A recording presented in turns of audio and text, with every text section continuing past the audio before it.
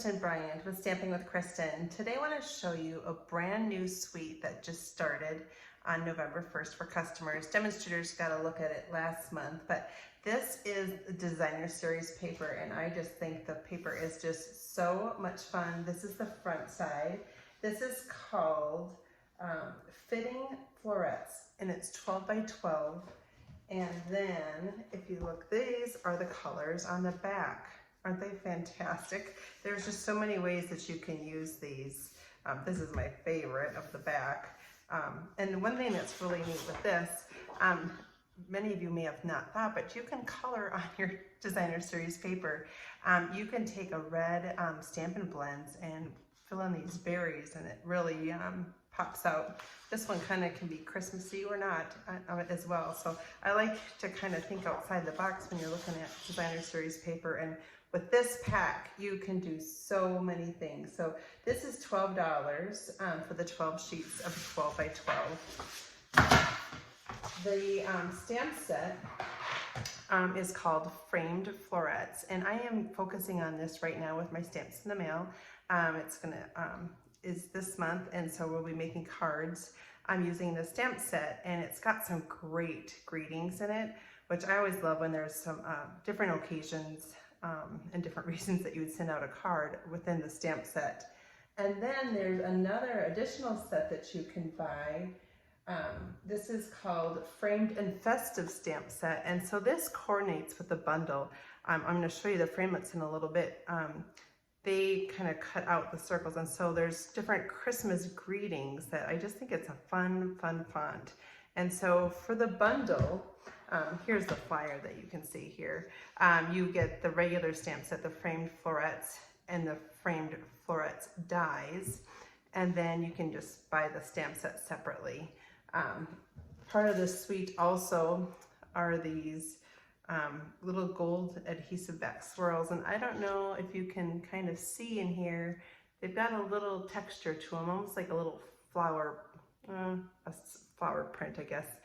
In the middle of it, it might be kind of hard to tell in there, but these are part of that suite as well. So I'm going to show you a card I made using this. It's this right here, and I use the Very Vanilla, and I use the Time Worn Type embossing folder just to get some texture on there.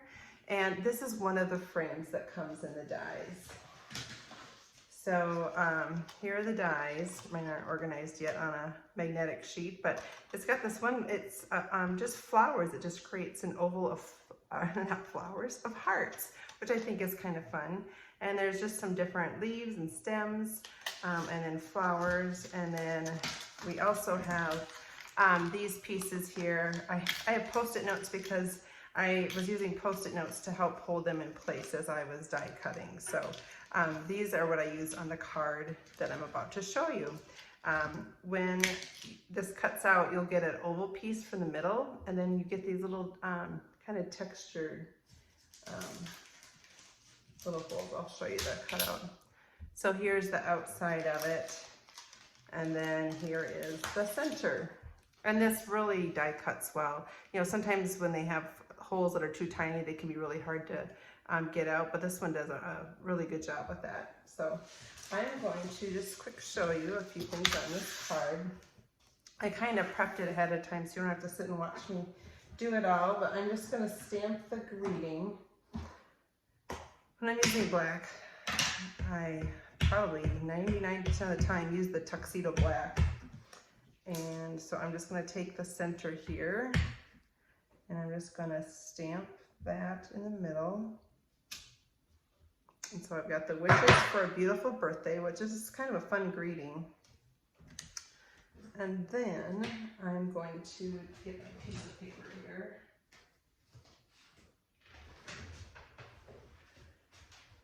And my embossed piece, I ahead of time already did the Time Worn Type. I just sat and did a bunch of these. I like this just because it just is a nice plain texture that you can do with any card design. And I am using the thick Very Vanilla for the card base. I always like to have it be a little more sturdy.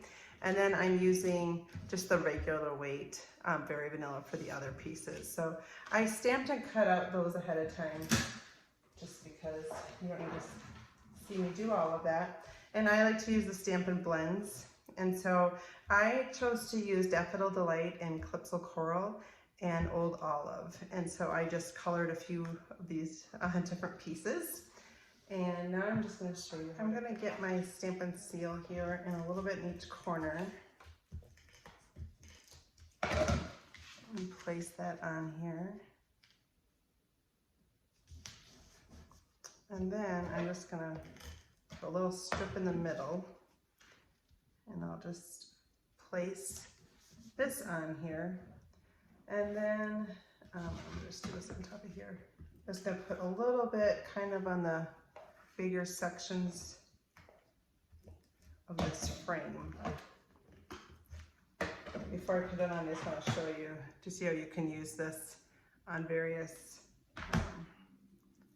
of those stamped images.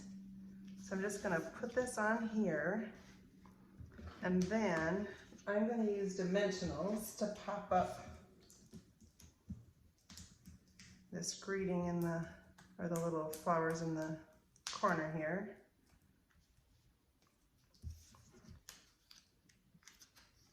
Go that way with it. And then I'm going to finish, I'm going to do the smaller one.